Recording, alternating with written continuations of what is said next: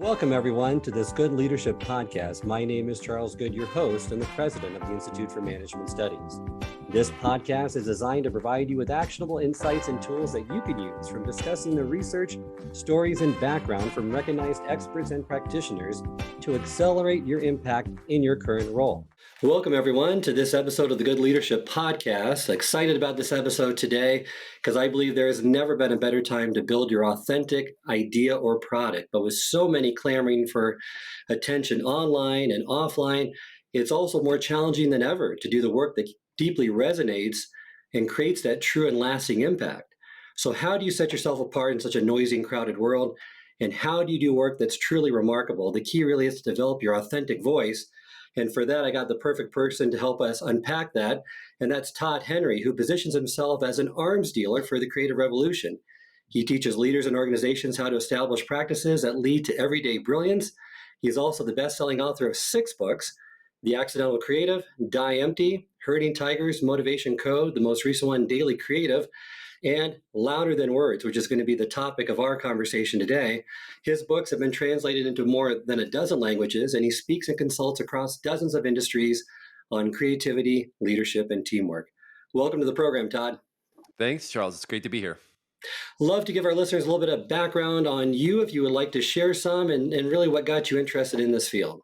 Yeah, so I studied marketing in school. Long story short, ended up as a creative director for an organization trying to help people be creative on demand every single day, helping people generate ideas and deliver those ideas. And then somewhere in the midst of my tenure as a creative director, started a podcast in 2005 that was primarily aimed at helping other people who have to do what I do every day, which is come up with ideas and lead other people in generating ideas and delivering value, to be able to do that consistently. And so that was really the genesis of what is now my company, Accidental Creative. And my first book released in 2011 called The Accidental Creative. And that opened a lot of doors for me to be able to spend time collaborating with and leading other people, helping them figure out some of the things that it took me a while to figure out, and teaching them how to be prolific, brilliant, and healthy. And so now 6 books later, I get to travel all over the world and spend time with organizations and people, helping them develop their voice and also generate ideas consistently and in a healthy way. Love that. Love the books. So much great stuff in all of those books. Today, we're going to try to limit our conversation around building that authentic voice. And you recommend that through your framework that to cultivate an authentic voice, you really need to develop 3 elements, and those are identity, vision, and mastery. Perhaps you can just give a broad overview of those, and we're going to dive deeper into each one later in our conversation. Yeah. So, I mean, the core part of identity is just understanding who you are and what you stand for, right? So, I believe that voice is an idea or an expression through a medium in order to achieve an impact. So, it's basically you have something you want to communicate, some change that you want to see in the world, and you have a medium that you're effective at delivering that through. That could be your leadership platform, it could be your particular craft or your art or whatever it is that you do.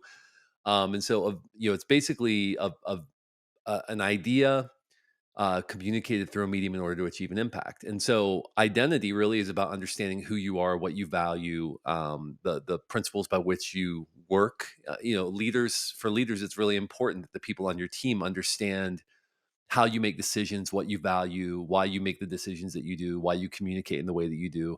If that seems like a shifting matrix of priorities and dynamics, then you're going to end up in a situation where people just won't trust you, because they won't believe. Now, authenticity, which is a part of this, part of the identity piece of it. People often think that authenticity is about transparency, and authenticity and transparency are very different things. Authenticity is about putting skin in the game and helping people see who you are and what you value. So that's really the identity piece. The vision piece is, what are you trying to achieve? Where are you trying to go? What are you trying to accomplish? What change do you want to see? The mastery piece is just understanding how to communicate in a way that resonates with other people. That's about mastering your craft, whether that's communicating verbally, through words, in whatever form or fashion. It's about ensuring that you have the capacity to understand timing and the nuances of timing, how to deliver a message, when to deliver it, and essentially ensuring that the message is delivered in the way that's most likely to land. And that's a great framework because, as I'm sure you have seen, a lot of people want to be influencers. They want to have their authentic voice heard, but they really don't follow that a structured process and they feel like they can shortcut it somehow. And I think you would agree that it takes time to develop each one of these three elements. But if you spend the necessary time and put in the work, it's going to deliver the impact that you're hoping for in many cases. Yeah, that's exactly right, which is why I broke it out really into several components of those pieces, right? So authenticity, uniqueness, precision, empathy, timing. Originally, there was another one, consonance, that I ended up not including in the book, but consonance being internal consistency. But authenticity means ensuring that people can see who you really are and what you really value. Again, it's not transparency. It's about ensuring that you're putting work into the world that reflects your values, that reflects who you are, that your communications are consistent with who you actually are and the principles that actually guide your decision making priorities. Uniqueness is really about ensuring that that vision or that communication is distinct from other people. There's something that sets you apart from everyone else. We don't need people mimicking messages and voices that are already out in the world. There's plenty of that going on. What we need are people who have some unique perspective. There was a time when interview podcasts were a very unique thing. It was not there weren't a lot of those going on, and now it's everybody's doing an interview podcast, you and me included, right? So you have to figure out a way. How do I find a unique way of communicating, a unique point of view that separates me from everyone else, right? That's an example of uniqueness. Precision means that you're communicating in a way that cuts between the ambiguity. Precision means that I'm speaking, communicating in a way that connects with other people and uses language that is unmistakable. A lot of leaders become very unclear when they become uncertain. It's one of the most common plagues of ineffective leadership is that people become very unclear when they're uncertain because they want to make sure that they don't get stuck if something doesn't go their way, if the political winds shift direction. And so it's important that people speak precisely so that that precise language can leave no ambiguity about what it is they're trying to communicate. So authenticity, uniqueness, precision, empathy. We need to be able to connect with other people and ensure that our communications are coming from a place of genuine empathy, that we are opening ourselves up to the experience of other people, that we're entering into the lived experience of other people, and that we're communicating as if we're alongside them rather than speaking to them from above. And for organizational leaders, it's a real challenge, right? Because I think sometimes leaders try to act like they understand the plight of the people in the organization, but it's been so long since they've been in the shoes of the average person in the organization that they can't really speak with that kind of empathy. And so we have to cultivate that. It's something we have to choose. It's not a natural thing for any of us. And then timing is really about understanding and ensuring that we know the right time frame within which to give a particular message or to deliver a particular kind of piece of work, because you can deliver something that is 5 years ahead of its time and it may be perfectly suited to the needs of the people who are receiving it, but the net result is failure because your timing was off. And the same if you're obviously 5 years too late as well. And so it's really important that we understand how to read the times that we're in and understand how to deliver a message that resonates. So those are great principles, and those are incorporated in those elements. And you recommend too that really this three-part model, you need to have all three. And I think this is worth unpacking just a little bit, is that if you only have two out of the three, it's not going to connect in the way you want. So you give some great kind of templates regarding that if you're missing one. So if you have identity plus vision, but not mastery, you're coming off as someone that's really not credible, which makes sense, right? But it's sometimes easy for people to try to push in that direction without putting the time in to build that expertise. Yeah, yeah, and so much of our credibility is founded upon our mastery of craft, right? If we don't have a mastery of craft, then people aren't going to see us as someone who should be listened to. And so it's critical that we have that understanding of mastery of craft in order to ensure that our messages are going to connect with people in the way that we intend. And then the next one is you have identity, so you know who you are. You have the mastery, but you lack the vision. So that translates into being really not clear on who you're trying to serve, right? Yeah, and again, I mean, that's gonna lead to an ineffective message, or at least to lead to you being an ineffective messenger if you don't understand who it is you're trying to serve, for sure. And the other one is you have the mastery, you have the expertise, you have the vision of who you want to serve, but you really don't have the identity. It doesn't feel then authentic. So it doesn't feel like you're being called to do it. Right, and people can always sniff that out, right? People can tell when you're phoning it in, people can tell when you really don't care about the end result if you're just in it for some other purpose, personal gain or whatever that happens to be. If you're not really spending yourself on behalf of the work, people can easily detect that, and often it leads to ineffective communication, for sure. So you need all three in order to have that compelling message that's going to resonate with your authentic voice. But there's also some forces that you need to overcome that keep you in place, that keep you to conform and just get comfortable. You list three primary hurdles. Is there one hurdle that you've seen from your research and from talking to leaders that really is the biggest hurdle, obstacle for them when they're trying to create their authentic voice? Yeah, I mean, I think fear, just fear of the perception of your communication, or fear of, whether it be in the form of imposter syndrome or something else. There's a guy named Neil Fury who does research into procrastination. He'll often bring people into a room. He'll put a wood plank on the floor and he'll ask them, "Could you walk the length of this plank if I ask you to?" And people will say, "Well, of course, it's just a wood plank on the floor, right?" And he'll ask him, "Now imagine I suspend that wood plank 100 feet in the air between two buildings. Now, could you walk the length of that plank?" And he'll say, "No way. Are you kidding? I'd have to be drunk. No way am I walking a wood plank 100 feet in the air."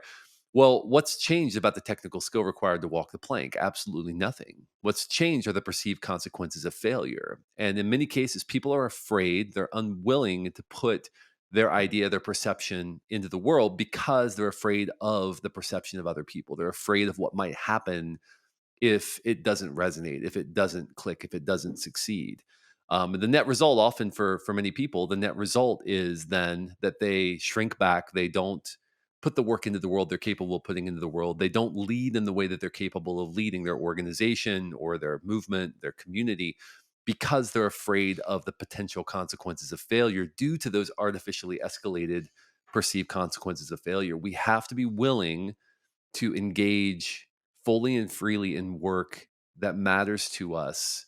And we have to be willing to discuss true risk and understand the true risk involved, and not allow ourselves to succumb to the perceived risk, the artificially escalated risk that comes with communicating the message. That's great. And the other one that I mean, that's excellent. And I think a lot of people suffer in those areas and not finding their authentic voice because of that fear of failure. The other one that kind of resonated with me was inertia. That I feel like a lot of people get stunted by just simple inertia, staying for too long on the easiest path, autopilot, not really venturing out, kind of on that okay plateau that it's good enough, right? That then they really aren't it, providing that compelling message. They're just satisfied with where they're at. Yeah, that's right. I mean, it happens to everyone, right? We get very comfortable. We get comfortable with where we are. We're so comfortable with where we are and how things are that we can't imagine it can be another way. And this is honestly I think that's one of the biggest problems that leaders face, is that they get to a place where life becomes pretty comfortable. They're known for a thing. And that seems like a wonderful place to be, but it's actually a very terrifying place to be, because once you become known for a thing, everything becomes about protecting the thing that you're known for. And so many people are unwilling then to take a risk or to try something new or to venture into uncharted waters, which is how they ended up becoming known for a thing to begin with, right? But at some Kind of point, they ironic, begin to, right? Yeah. it's incredibly ironic, because then they begin to protect the very thing that they became known for, instead of using that as a platform then to find new ways of adding value, new ways of expressing themselves. You're right. It's they should be going on the offensive more instead of staying just on the defensive and nurturing what they have because that could become stale and over time it's not going to be nearly as effective. So as you develop your authentic voice, you state that there's really four phases of growth. There are discovery, emulation, divergence, and crisis. If you could just kind of unpack that a little bit for us, and then I want to just speak on one of those that I think a lot of people struggle with. Yeah. So discovery is when you discover something new, a new skill. Let's say that you want to learn how to play guitar, right? It's a great example of this. What's the first thing that happens? You hear Eric Clapton playing on the radio and you think, oh, I could do that, right? And you go out and you buy a $2,000 guitar that sits in the closet for 6 months. And that's an important first stage, because you've discovered something new, a new curiosity, a new skill that you want to develop, something new that you want to do. But you never actually learn how to play guitar until you enter into the next phase, which is emulation phase. Emulation is when you begin copying other people who already do that skill well. Most managers, most leaders start their career emulating other people. They start their career by emulating other leaders, other managers in their immediate environment. Maybe it's their first manager, maybe it's somebody that they respect, it's a mentor, a peer. But the way that they learn how to manage others is by emulating people they respect. At some point, they've developed that basic platform to the point where they can begin diverging from that basic platform. They begin to develop their own voice, their own managerial style, their own leadership voice, their own leadership style. And at that point, they begin to sail perpendicular to the shoreline. They begin to become known for a thing. This is what we were just talking about, because now they have their own style, their own perspective. Inevitably, though, everybody hits the fourth phase, which is crisis phase. And crisis phase is when everybody around you thinks you're doing fine. It looks by all outward metrics like you're doing fine. You're hitting your numbers, you're delivering the value you're supposed to deliver. Everybody seems to think you're doing fine, but you know deep down you've begun to phone it in. You know that you've become stagnant because you're relying on past success for your present state of authority in the organization or in the marketplace. And it's at that point that we have to make a decision. Are we going to go back to the beginning of the curve, learn a new skill, apply it to our work, begin a new growth curve and continue up the curve? Or are we going to begin the steady decline down the backside of the curve? Because if you're not growing, you're dying, right? Sort of a principle of life, the universe, and the marketplace. So I think many of us have to consistently ask ourselves, okay, where am I right now in those stages of growth? Am I maybe in divergence phase where I'm becoming known for a thing? Great, wonderful. That's a great place to be. Have I hit crisis phase where I'm not really growing anymore? I'm not there. It's been a while since I've developed a new skill. It's been a while since I've tried to figure out a new way of doing my work, right? Um, we have to consistently ask ourselves, where am I right now in these stages of growth, and what might that mean for me in terms of where I need to go next as a leader in order to continue to grow? And we see this over and over in the lives of leaders, right? Effective leaders are willing to go back to the drawing board, reinvent themselves for a new time over and over again, regardless of the circumstances. They're not afraid of continual growth. Leaders who stay stagnant, leaders who depend on what they did yesterday in order to achieve today's authority or today's success, find that authority waning over time.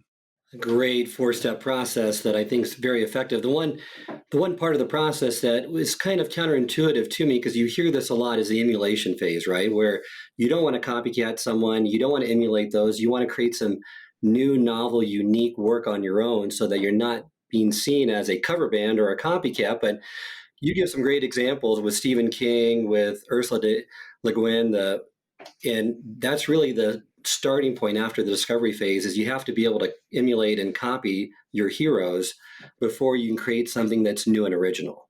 Yeah, that's right. Yeah, Stephen King said he basically emulated or he copied word for word Combat Casey comic books.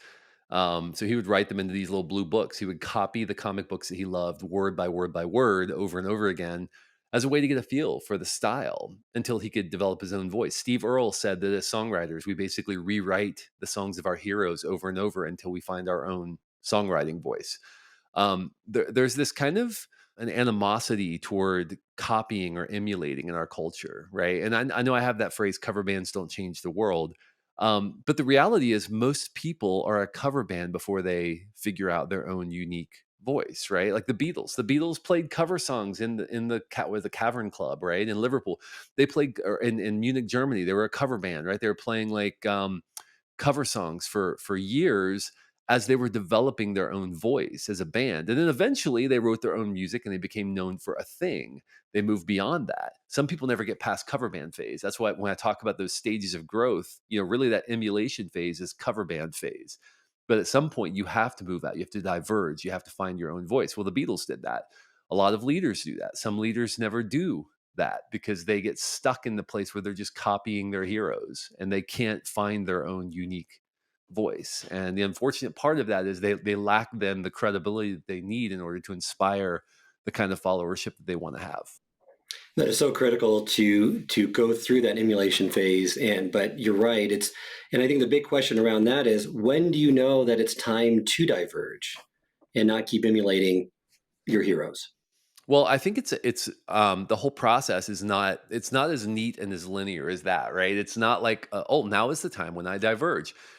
It's remaining open to curiosity, asking the right questions. Often we don't ask questions because we don't want the answers to those questions, because with answers comes accountability. So we have to be willing to ask questions, to pursue our curiosity, and to take risks, to take little leaps. I have a friend who's a DJ Z Trip, and he's someone who kind of found his own path as a DJ. He grew up listening to he grew up split between Brooklyn and Phoenix, Arizona.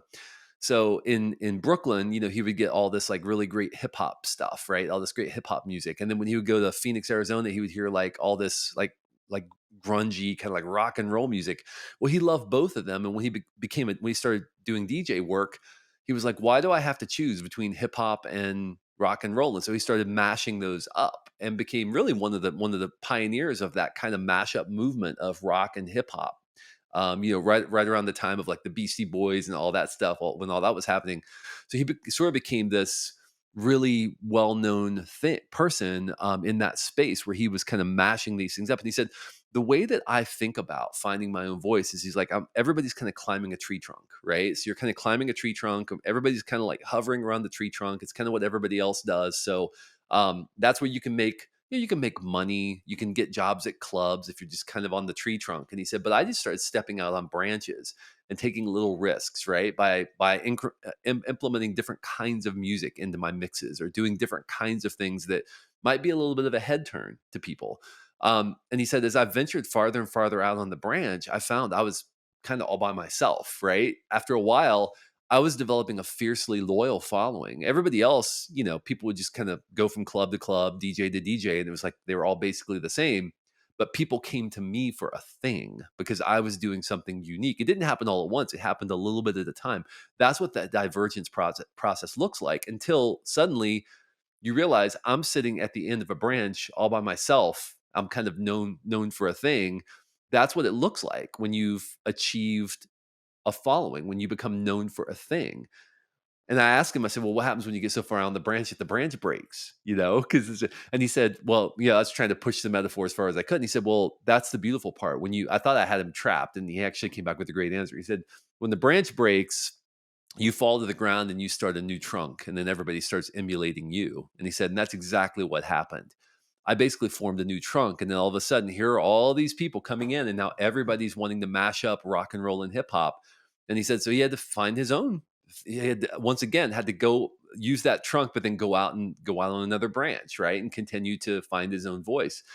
And so that's what it looks like for us as leaders. We have to ask ourselves, okay, what branch am I going to step out on? Right? What does that look like for me? What does it look like for me to begin taking calculated risks with my voice, with my messaging, with our work? For me as an author, I've primarily focused on creativity in the marketplace.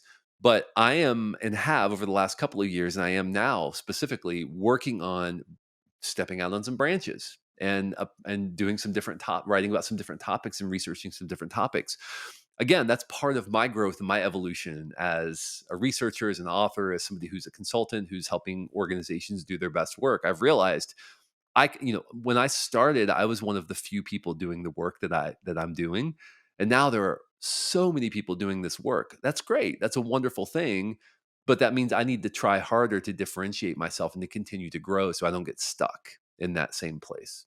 That's a great point you just made at the end, and two great illustrations of that: discovery, emulation, crisis, and then just divergent phases, that through that growth process and developing your authentic voice.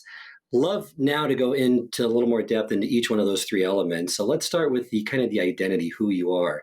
Because for your voice to resonate, it must be rooted in authenticity and uniqueness. But this is also one of the easiest places for an individual to lose sight of, is their identity. So if you could just kind of give us some encouragement, some advice around this on how really to identify that authentic voice and to know yourself better. Yeah, it's so easy to become decoupled from what you really care about and what you value when you're working for an organization, especially. It's easy to subvert everything that you hold dear for the sake of the organization. And you justify it, you rationalize it because, well, this is how I make my living, right? I need to pay the kids' college, I need to pay the mortgage, I need to whatever, right? And unfortunately, I think a lot of leaders don't discover that they've been making that trade-off until pretty far into their career. And then they realize, I think a long time ago, I began to compromise what I really hold dear. The way that we prevent that from happening is by ensuring that we're infusing our messages, our communication, our leadership decisions with a framework that is consistent and that reflects who we are and what we really care about. That's what authenticity is. Authenticity, again, is not transparency. Authenticity is about showing people what you care about and then putting your money where your mouth is. Authenticity is about wearing what you care about on your sleeve, right? Putting skin in the game. It's ensuring that people see I am putting myself into this in a way that if it doesn't work, it's going to cost me something. If you're communicating and you're doing work that everybody else is going to pay a price for, if it doesn't work, but you as the leader are not going to pay a price for it, people aren't going to trust you. So when we talk about authenticity, what we mean is you're actually willing to put your money where your mouth is. You're willing to put skin in the game, and at the end of the day, that you're communicating in a way that reflects that who you are and what you value is a part of your decision making priority for the organization. With uniqueness, this is a really difficult thing. We need other people in order to see ourselves for who we really are. So sometimes we need other people to communicate to us, hey, here's what I see in you. Here's what I think that you bring to the table that other people may not be able to bring to the table. So my first question for people when it comes to uniqueness is, who are the people in your life who speak truth to you? Who are the people in your life who tell you the places where you're adding disproportionate value, or maybe where you're self deceiving? The places where you think that you're really adding value, but honestly, as somebody who's close to you, you're really not adding value in that place, or that's really not something that you're good at. You really shouldn't be trying to do those things that you're trying to do right now. We need a trusted council of advisors around us to help us see ourselves more fully, because the net reality is we're always going to be the worst judges of the quality of our own work. We're going to be the worst judges of our own value in the marketplace. If it were up to me, I would massively undervalue the places where I probably add the most value and massively overvalue the things that people really don't care about, because our perspective is sometimes skewed. So we need other people. So I encourage people to consider, who are the trusted truth tellers in your life? Who are the people who speak into those areas of your life and help you see yourself for who you really are? And that's sometimes hard or difficult to get that feedback, but you're right. It's so critical and crucial if you want to grow as a leader and develop your authentic voice. One of the tools that you list regarding the identity is really having a living creed and writing your manifesto, which is your anti resume, because it's reflective of kind of where you're headed, not really where you've been. Right. Yeah, and writing a manifesto sounds like a Jerry Maguire moment, right? I think anybody who's seen that movie remembers when he stayed up all night frantically typing out his industry manifesto, and then immediately got fired or whatever from the organization. That's not what I'm talking about. What I mean is just writing out a list of things that you value, of things that you care about, and putting it in some kind of concrete form so that you can refer to it often. A manifesto is not, here is how things around me need to change. It's, these are the things about me that I value that are not going to change, that are not going to be morphed by my environment. So, if you say that, for example, if you say that ensuring that people always come first in your communications, and that you always want to put people ahead of everything else, people ahead of results, people ahead of whatever, and that becomes part of your core operating mindset as a leader, well, then when you go into a conversation where you have to have a really difficult conversation with someone, yes, you might have to let them go. That might be part of your responsibility as a leader. But the way you have that conversation is in a manner that is putting the person first, putting the person ahead of the organizational logistics involved in having to let someone go, right?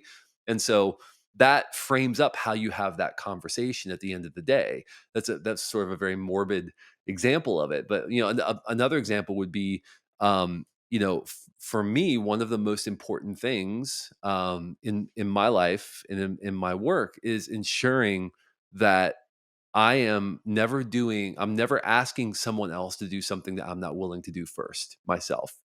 And so the practices that I teach to other people are practices that I implement every single day. And that's just something that's important to me.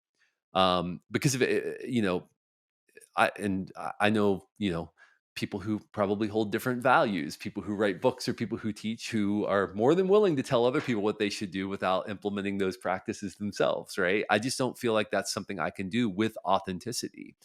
And so what I teach to others, I am first implementing myself, and that's part of how I see my work. It's part of my manifesto is I go first.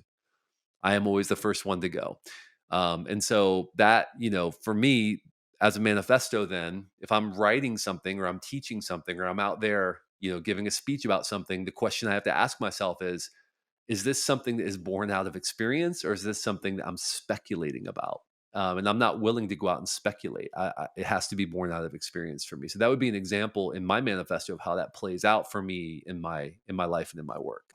That's great. And I think there's a lot of value in having something like that, especially when you want to know yourself better. And I think that with today's age, with everyone in execute mode all the time, it's really not many people, not many leaders are taking the time to self reflect, to break away, to listen to their own thoughts and connect in a deeper way with really who they are and what matters to them. And you provide a lot of tools to help them really get alone with their thoughts, the 50 notables, maybe you can unpack that a little bit, just so they can understand and know themselves a little bit better.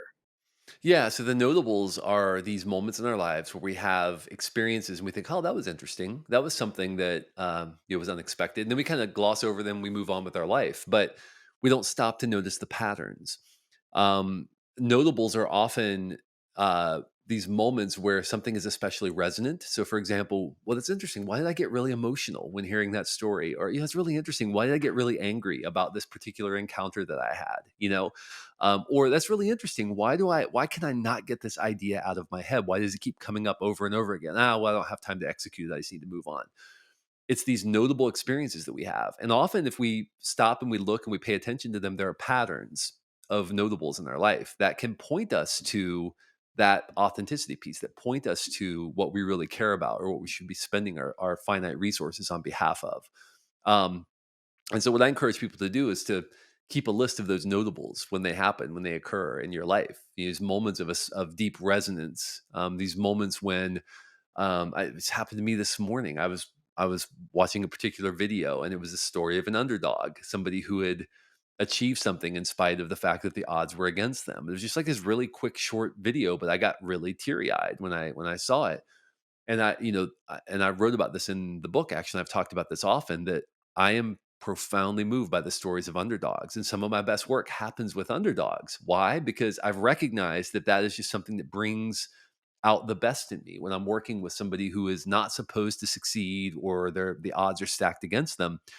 It just brings something out of me. I have an extra gear when I'm working with organizations like that. And most people go their entire life and they never really stop to analyze those underlying currents, those underlying themes in their life. And so, make a list of those things, make a list of those notable moments, and ensure that you're not allowing them to slip by, but you're looking for patterns that could lead to more effective work. That is so important in knowing yourself, and you've given some great tools you share with our listeners that I know will have impact with them. That next element of this framework is really vision. It's kind of where are you going? So, for your voice to resonate, your vision must center around the audience you're trying to impact. And the big question I have, and I see this a lot, is people really have not identified their intended audience. They're trying to be everything to everyone, and they're broadcasting instead of narrowcasting. Yes. Yeah. And to put an even finer point on that, everyone tries to create an avatar. They try to create a target market or a target group that they're attempting to reach. And certainly that has benefit in some kinds of work, right? Generally speaking. But generally speaking, it also doesn't help you refine and hone a message that's going to deeply resonate with anyone. It's going to moderately resonate with a lot of people, but it may not deeply resonate with anyone. So, what I recommend is for intended audience, and this is something Stephen King, who I mentioned earlier, you mentioned earlier, actually does as well. He has an intended reader. I do this with all my books. Every single one of my books has been written to one person. Um, it's been a different person each book, so each book has a different intended reader, but and I don't mean like an avatar, I don't mean like, "Oh, this, 27-year-old creative professional working in an agency or something." No, like a specific person, and I was writing the book as if I'm sitting across the table from that person and giving the advice to that person in the moment based upon what I know about their life. And the net result of that has been people come up to me and they say, It's weird. It's like you have cameras in my office. How did you know that I was dealing with this or whatever?" It's because I was writing with such precision to that person because I was writing to solve their problems. Well, their problems are being experienced by everyone else as well, right? And so, what I encourage people to do is when they're communicating, as a way of connecting with that intended audience, is don't try to craft your message in a way that's going to be inoffensive to everyone. Instead, try to craft it in a way that's going to be deeply, deeply resonant to one person. Because if you're reaching that one person, it's very likely other people are going to find it helpful as well. That's counterintuitive, but that is spot on. And many leaders, many individuals that want to have an impact, they feel like they have to be everything to everyone. They don't want to limit their audience in any way, shape, or form. But as a result, they don't have that impact that a person with that precision has. Yeah, that's exactly right. And you want to be able to go deep, and you want people to feel heard. You want people to feel known. You want them to feel like you understand them. Um, and the best way to do that is to actually know them and understand them. The best way to know and understand the plight of 1,000 people is to deeply know and understand the plight of one person. To really get to know one person, because people in the abstract often have a difficult time expressing what they need from you or expressing what they need to hear from you. But if you go really deep with one person, it completely changes that calculus. And the the ironic net result is other people feel included in that message as well. That's great. So don't fall in the trap of creating for a group or demographic. Think about impact and resonance, not immediate results, and create something for your intended audience that they feel like it was made for them personally. And the other piece of this vision really is knowing your audience well enough to have empathy. And you give a great 4-step framework on empathy that perhaps we can just unpack at a high level so they know really how to create that empathetic voice of their intended audience. Yeah. So, I mean, the first thing really is just to stop and to recognize that your experience is not the same as the other person's experience. I think sometimes we tend to think, generally speaking, this is interesting when I was working on the motivation code research a couple of years ago, 3 or 4 years ago. What I discovered is that many managers think that generally speaking, most people are motivated by the same things that motivate them, which is completely untrue. And yet, that's how we tend to think about other people. Well, generally speaking, people are motivated by the same things. No, it's not true at all. And the same thing goes for empathy. We tend to think that most people see the world the way that we do. Most people have the same kind of experiences we've had. So we have to stop. We have to recognize that. We have to willingly enter into the experience of that other person. Think about a time when we've had a similar experience in our past. When have we been through something that is comparable to what this person is going through, or at least somewhat parallel to what this person is going through? Think about what we felt in that moment and revisit those feelings and actually enter into those feelings of ambiguity, of confusion, of whatever it is, of pain, of sorrow, and really enter into that. And then ask, okay, what would I need from me if I were in that position? What would I actually want to have or hear from a leader or from someone in that situation? And then act accordingly. We tend to act with sympathy, not with empathy. And those are different things. Sympathy is, oh, I feel bad toward you. Empathy is, no, I'm actually attempting to feel what you're feeling right now. And those are very different things. And people who, and this goes, by the way, it's not just business leaders, but like look at politicians who are really able to speak with empathy. tend to resonate more deeply with people. People who speak with sympathy tend to come across as condescending. The people who speak with empathy tend to come across as resonant and connected in a way that is unique. And so that's what we're trying to aim for, is to communicate with empathy. That's a critical distinction. And so you really want to know what your intended audience needs, feels, fears, and hopes for. And you give a great example of two campaigns. And these are anti-smoking campaigns, one produced by the tobacco companies and one produced by another agency, and the difference in impact they had because they empathized with their intended audience and they really hit the right emotion. If you could just give our listeners kind of a sample of kind of what those campaigns were about and which one had more impact and why. Yeah, so in the wake of all the tobacco settlements, the tobacco companies had to create campaigns that were anti-smoking campaigns, and the one that the tobacco company, I mean, I'm generalizing here, right? But the ones that the tobacco companies put out, all sort of had that typical appeal to authority, where it was like a parent coming in and saying, Jimmy, you really shouldn't be smoking, right? Oh, I know, Dad, I know. You're right. Smoking is so bad for me. And surprise, surprise, while they satisfied the legal requirements of putting out anti-smoking ads, they were incredibly ineffective at moving teenagers away from smoking. Contrast that to the Truth campaign, which was primarily targeted at showing that tobacco companies had been using and taking advantage of youth, right? And the core message of that was, hey, they're lying to you. It was basically an anti-authority message, right? Like, you don't have to put up with this. You don't have to put up with these authorities. You can rebel against these authorities. Well, that's a deeply resonant message for teenagers. And so the Truth campaign was incredibly effective because it was appealing to something that was naturally ingrained in the teenage experience, which is rebelling against authority. So they were appealing to that rebellion against authority, right? So, what this shows is when we really understand what motivates, what drives people, what really makes them tick, we can communicate in a way that's going to draw out some of those natural instincts. Um, by the way, I'm fully convinced that the tobacco companies knew exactly what they were doing by creating those campaigns, right? Like, I mean, they were technically doing the thing that they were being told to do. And listen, they're selling a product, whatever, but I'm just saying, like, I think that, it's interesting how you see the contrast of those two campaigns and how one of them played into those natural ingrained motives of teenagers toward rebellion against authority, and how much more effective that was in achieving the result they were trying to achieve. That's a great point, and that's a great illustration of really knowing your intended audience and being empathetic.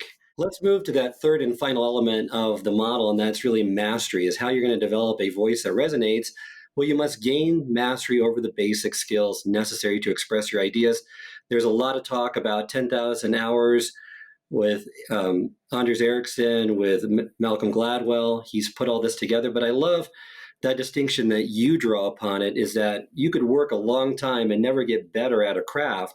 It takes a certain form of practice, focus, and diligence if you want to really make those hours count. Yeah, it's deliberate practice, right? And this is really the work of Erickson. That was really his sort of main point with, I think, a lot of his work and a lot of his research was practice itself is not what does it for you. And honestly, it's not even the practice as much as it is the practice combined with the environment, combined with the natural talent. Um, I could play guitar for 10,000 hours and I'm not going to be Pat Metheny, or I'm not going to be Eric Clapton, or I'm not going to be, insert amazing guitarist here. It's just not going to happen because I just probably do not have the talent. Now, will I get better? Of course I'll get better if I practice for 10,000 hours. Will I be a good guitarist? Of course I will. But that doesn't mean I'm going to be, the Beatles because I did that. And that was never really the point of Erickson's research. But deliberate practice is what matters. So if I want to become a better writer, I need to sit down every day and deliberately write, specifically write in the form, in the mode that I want to get better at. Not just going clickety clack on the keyboard, but deliberately practicing what it is I'm trying to practice. I love the story of Kobe Bryant, who is notorious for his discipline and his willingness to practice. And I can't remember where I heard this story. I think I read it maybe in a magazine where this guy was going to show up to work with Kobe and said, "Okay, great. Well, let's meet tomorrow morning at 7 a.m. for our workout." And he's like, "Okay, that's great. Yeah, we'll meet tomorrow morning at 7 a.m." And so the guy shows up to the gym and he hears dribbling in the court. And Kobe had already been in the gym for 2 hours to get his workout in ahead of when he was gonna do the workout with the other guy, because he had this deliberate workout that he did every single day. And he was like, "Yeah, I wanna do your workout, but I'm gonna get my workout in first before I do your workout," right? And that's a great example of deliberate practice. You see guys in the basketball court go out and they're just kind of standing around tossing up shots. They're kind of goofing off and whatever. Or guys on the golf course out there sort of just like goofing off, or women out on the golf course just kind of goofing off and just sort of swinging. The pros understand that you have to take shots under game situations, right? You have to take golf shots in a simulated game time situation with a lot of pressure. And the same thing in practice. You have to practice under the conditions you're going to be playing under. Same thing applies in business. We have to deliberately practice the skills that we're going to be needing to apply under pressure if we want to be good at what we do under pressure. We have to engage in deliberate practice, and that's how we master our craft. Is through deliberate practice. People come to me a lot, as you can imagine, having written 6 books in 12 years with major publishers. People ask me, they say, "I want to be a writer." I'm like, "Great. I would love for you to be a writer. I think that's fantastic. Matter of fact, I'm going to don you a writer right now. You are officially a writer. But here's the thing. That means you have to start writing every single day. Whether you have a publisher, whether you have a book deal, whether you have even a book that you're working on, you have to be writing every single day, because writers write. That's what they do. Leaders lead. That's what they do, right? And so my encouragement is, if you want to master your craft, you have to practice it every single day under game pressure, under game type situations, if you want to get better at what you do. Well, and perhaps you can kind of illustrate your process because you list personal dailies. So it's doing something, like you said, every day, consistently over time to hone and to practice your craft and to practice it in a very deliberate way that's going to improve you rather than just keep you stagnant. But there's some great insights, I think, into those personal dailies, and you even have it separated into business dailies that leaders could take and say, okay, these are manageable things I can do every day that will keep me motivated and get me better in the long term. Yeah, and so, in a monastery, there's a list of things called the dailies that monks do every day. Whether it's hot or cold or whatever season it is, they engage every single day in these dailies, and the dailies are designed to keep the monastery moving forward, to keep things going, in spite of anything else that's happening. And the dailies have to happen every single day. I have a list of dailies in my life, and they include things like study. They include things like journaling, writing, meditating. I write 500 words a day. Even if I'm not working on a book, I write 500 words a day. Why? Because I need to keep my writing game in tip top shape. And some of my best ideas for books have come from me just writing in moments where I don't have a project I'm working on, but I just happen to have an idea and I'm writing about that idea. And that becomes the kernel or the seed for a much bigger project, right? So we have to we and whatever that could be, any number of things. For leaders, for example, it could be I have a strategic conversation every day with each of my direct reports. Every single day I have a check-in where I ask them this list of 3 questions just to make sure that we're all on the same page, right?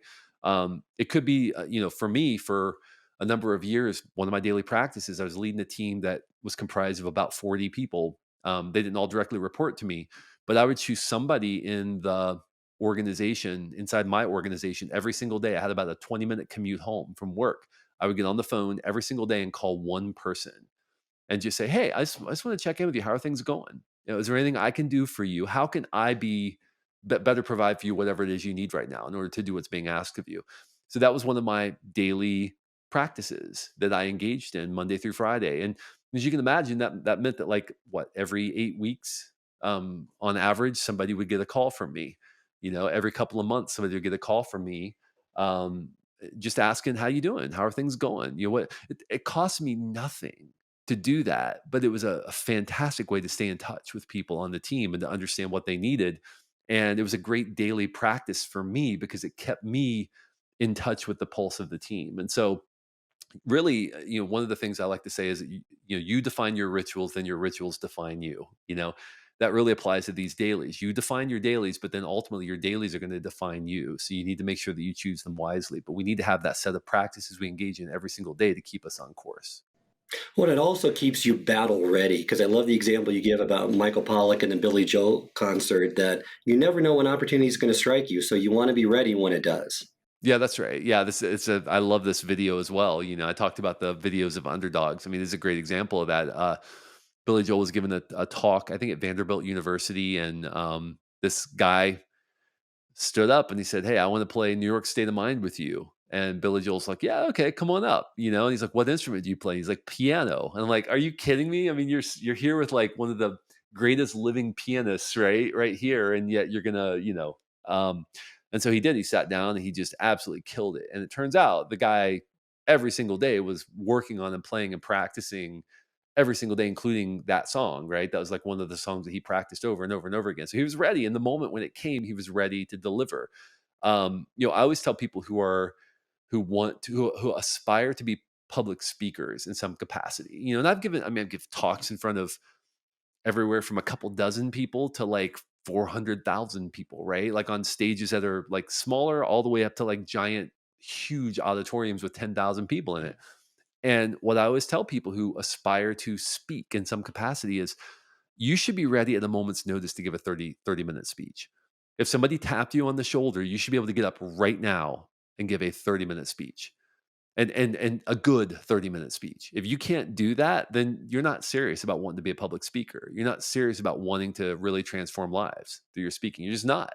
Because that's what a good public speaker does. If you're waiting for somebody to tap you on the shoulder to figure out what you might want to say, not good enough. So you have to stay battle ready. You have to be ready to go. I am constantly developing ideas, communication methods, stories, ways of innovating. And I mean, that's really primarily like we want to be the noun. That's what Austin Kleon says. We want to be the noun, but we don't want to do the verb, right? So we want to be a leader, but we don't want to lead. We want to be a writer, but we don't want to write. We want to be a speaker, but we don't want to speak, or we don't want to like work on the craft of it, right? Or whatever it is. We want to be an entrepreneur, but we don't engage in entrepreneurial behaviors that lead to ultimately success as an entrepreneur. We have to be willing to do the verb if we want to be the noun. And the verb is way more important than the noun. Gretchen Rubin said, "What you do every day matters more than what you do once in a while." So you have to be willing to do those things every single day, even when you're not seeing results. Do the things every single day for a really long time to position you to be battle ready when your moment comes. And that's really hard for a lot of people is playing the long game because people want the hacks, the productivity secrets, whatever the case may be. They don't want to put in the work for an uncertain future over the long term to see if they really can provide that impact that they're going for. It's also, part of this element is about mastering emerging ideas because I think a lot of leaders feel like they have to come up with something new and novel. But really, what they should be paying attention to is ideas that are already gaining momentum. And you provide a great example. And I've seen this campaign, which is, I can understand why it went viral, but it's the hashtag Like a Girl campaign that they really connected with something that was coming up, that was emerging, and they took it to the next level. Yeah, again, part of having dailies in your life, part of what the benefit of that is for you as a leader is it keeps your ear to the ground. It keeps you in a place where you're able to discern what some of those emerging cultural patterns are. And so that's a great that the Like a Girl campaign. I mean, it's been written about so much now, and it's become almost like a cultural. Like I'm not unsurprisingly has been studied by as a case study by business schools and all of that. And part of the reason is because it was such a resonant moment. They captured a sentiment that had been brewing for a while, and it was a perfect product, right? A perfect message, and the timing could not have been better for that message to reach the world. And so that was really sort of, and I had a great interview in the book with Judy John. Who was part of developing that campaign, and Edgar Sandoval from Procter and Gamble, who helped develop the campaign as well. And really, it was just sort of this like catching lightning in a bottle moment, but it was largely because they understood that that was a message that was ready. It was ready for prime time because they had their ear to the ground, right? They sort of understood that those cultural currents were it was sort of a confluent moment in culture. And so, we talk about authenticity, uniqueness, precision, empathy, timing, and then consonance is the other one. Consonance is sort of an internal consistency. Is your message internally consistent? And that was a great example of consonance between the product, the message, and the cultural moment. And so it was the right moment, the right message at the right time, reaching the right group. That's a great illustration of that. And before we wrap up, just like to end with, the leader also plays a key role in unlocking the voice of their team. And you provide 5 principles. We're not going to be able to unpack all of them, and I'll just kind of briefly give an overview, and then maybe you could perhaps go into 1 or 2 of those in the remaining time. One is be a laser, not a lighthouse. Encourage dissent, but foster discontent. Defend your team to the death. Think backward and forward, and be clear even when uncertain. So is there one that really you've seen with leaders recently that have struggled with, or really that they need to hear? Yeah, I'll do the first one. Be a laser, not a lighthouse. I think a lot of leaders are more concerned about helping their team avoid failure than about helping them navigate to success. As a leader, we have to be a laser, meaning we're pointing the way. We're showing clarity in the midst of uncertainty, that we're cutting through the fog for people and saying, here's where we're going. This is the direction you need to be headed. A lot of leaders act more like a lighthouse. Don't go here, don't go there. Don't go here, don't go there, right? It's really about protecting themselves and protecting the organization more than it is about helping people navigate towards something. Effective leadership is always toward. It's not about running away from things, it's about moving toward things. But in order to do that, your team has to understand what they're being asked to move toward. And so be a laser, not a lighthouse is my way of illustrating. Be forward focused, be active, and be in motion towards something, not away from something as an organization. That's a great point and a great way to end our interview. Thank you so much, Todd, for joining me today. Remind our listeners how they can get in contact with you. Yeah, toddhenry.com is my personal website. Also, my podcast, The Accidental Creative. It's been around since 2005, delivering weekly tips to help you stay prolific, brilliant, and healthy. So check out the Accidental Creative podcast, or just visit me at toddhenry.com. If you enjoyed this episode, I encourage you to share with others and post about it on social media. You can also go to our YouTube channel, which has video recordings of all the episodes of this podcast, along with bite-sized segments called single servings that are designed to answer your most pressing leadership and management questions. Remember, until next time, it's not what you know that counts, but what you do consistently that makes a difference.